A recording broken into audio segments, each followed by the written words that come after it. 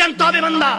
এক বুজুর্গ সামারকান্দের মধ্যে হেঁটে যাচ্ছেন, দেখেন নৌকার মধ্যে এক ধনাঢ্য ব্যক্তি এক মেয়েকে নিয়ে বসে আছে, আইয়াশি করছে, খারাপ কাজে লিপ্ত। ওই হুজুর ডাক দিলেন, ভাই আমাকে ওই পারে একটু পার করে দিবেন, একটু ওই পারে যাওয়া দরকার, একটু পার করে দিবেন। বলেন আমার এটা রিজার্ভ, পুরোটা বুকিং করে রাখছে এই যে বড় লোক তিনি। তখন এই কথা শুনে ওইখানে ওই মেয়েটা বলতেছে, চেহারাটা নুরানি, সকালটা নুরানি, একটু নৌকার এক জায়গায় বসে থাকবে, জাহাজের এক সাইডে বসে থাকবে, সমস্যা নেই, উনি একটু পার করে দিই। ওই বড় লোক করলেন কি, ঠিক আছে নিয়ে নিলেন। নেওয়ার পর ওই রায়েস জাদা নেওয়ার পরে এখন সে শারাব পান করে, গান টান মধ্যে মস্ত, নাউজুবিল্লাহ বলবে। আছে না এখন নৌকা স্টিমার দিয়ে এরকম গানের প্যাকেজ করতে করতে লাফাতে লাফাতে যুবকরা চলে যায়, আছে না, আছে না, আছে না। ওই রাইস জাদা অনেক টাকা পয়সা, সে যখন এই অবস্থা করলো যে ঠিক আছে হুজুরকে দিছে, এখন হুজুরকে খাওয়ার সাথে হুজুর খাবারটা নিছে, কারণ কেউ কিছু সাথে নিতে হয়, নিয়েছে। নেওয়ার পর দেখো ওখানে মদের বোতল দেখা যাচ্ছে, নাউজুবিল্লাহ, শরাবের বোতল। সে আর খাবারটা এভাবে ইগনোর করলো, বসে আছে।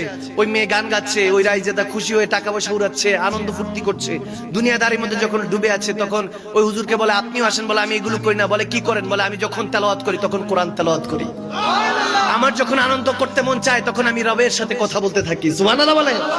বলে কি বলেন কি? তখন কোরআনে পাক শুনতে চাইলো ওই রাইস জাদা, ওই বড় লোক। বলে দেখি আপনি কোরআন তেলাওয়াত। এরকম অনেক আছে, আমার নিজের দেখা, আমি মাদানী সাহেবের নিজের দেখা, অনেক বড় লোক আছে। এমনও হয়েছে যে জীবনে মসজিদে যেতে পারে নাই কিন্তু কবরে চলে গিয়েছে, বহু আছে, আপনারাও দেখেছেন, ময় মুরব্বীরাও দেখেছে, যুবকরাও দেখেছে। আমার নিজে বাড়ির পিছনে সারাক্ষণ আমার শেখ বলতেন নামাজ পড়ো, নামাজ পড়ো। ওনার নাম নিব না, অনেক দুনিয়াদার ছিল, অনেক বড় ক্ষমতাবান ছিল, আল্লাহ মাফ করুক। সারাক্ষণ মদ মাস্তির মধ্যে থাকতো, মদ পান করে থাকতো, শরাবের ধুন থাকতো। আমার শেখ জান সালমাদানি আলাইহির রহমাত, তিনি বলেছিলেন যে জীবন একবার তোমাকে, এই মদ তোমাকে জীবন নিবে। ঠিকই এক সপ্তাহ ধরে ওই পেপার দিত, নিউজ পেপার যারা দেয় না, দরজার নিচে দিয়ে পেপার দিয়ে দেয় না অনেক সময়, তো ওই ঘরের মধ্যে নিচে পেপার দিত। পেপার দিতেছে, দেখে যে এখন পেপার দিতেছে কিন্তু যায় না, বুঝতে পারছে যে এখানে জমে গিয়েছে। এক সপ্তাহ পরে দেখে দুর্গন্ধ আসতেছে, পরে ভেঙে বার করে দেখে যে পোকা খাচ্ছে লাশটা। নাউজুবিল্লাহ, এত আসতে নাউজুবিল্লাহ। তার মানে বুঝে গেল সে মদ পান করতে করতে মারা গেছে, আস্তাগফিরুল্লাহ, নাউজুবিল্লাহ। তাকে ধোয়াইতে পারে নাই, কাফনে কাপড় লাগে নাই, কিচ্ছু করে নাই, কোন রকম গোশতের টুকরাগুলি নিয়ে মাটি চাপা দিছে, কেউ জানাজাও পড়তে যায় নাই, নাউজুবিল্লাহ। আমার নিজের চোখে দেখা, এভাবে হাঁটতেছে তো তার জেসেমের মধ্যে পোকাগুলি। সুন্দর জেসেম দিয়েছে, এটা শুকরিয়া আদায় করেন না। লা ইন শাকারতুম লা আযিদান্নাকুম, আল্লাহ বলেছেন শুকরিয়া করবি না বান্দা, কিছুই দিব না। তুই শুকরগুজার হবি, তোকে অঢেল দিতে থাকবো। ইন্না মা'আল উসরি ইউসরান, দুঃখের পরে সুখটা আসে ইনশাআল্লাহ। আপনার এখন দুঃখ তো কিসের ভয়? আপনার উপর আল্লাহ আছে, রাসূলুল্লাহ আছে। তাওয়াক্কুল তো আল্লাহ, আল্লাহর উপর ভরসা করে চলবেন। কিসের মানুষের ভরসায়? এমপি মন্ত্রীর ভরসা ছাড়েন, রব্বে করিমের উপর ভরসা রাখেন, যিনি আপনাকে জান্নাত দিতে চান। ফাদখুলি ফি বাদি ওয়াদখুলি জান্নাতি। দেখেন যখন ওই হুজুর যখন বলতেছে না আমি কোরআন তেলাওয়াত করি, এখন কোরআন তেলাওয়াত শুনে তার হৃদয়ের মধ্যে পরিবর্তন এসে গেল।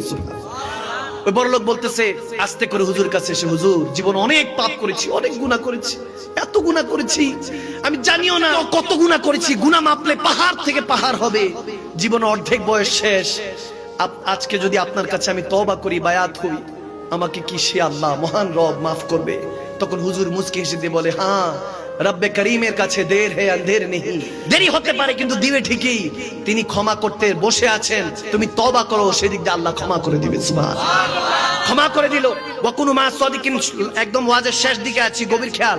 যখন এই অবস্থা হলো যে এখন ওই আল্লাহ ওয়ালার সাথে, ওই হুজুরের সাথে, ওই বুজুর্গ, ওই আল্লাহর ওয়ালির সাথে সে সঙ্গ জ্ঞাপন করা শুরু করলো।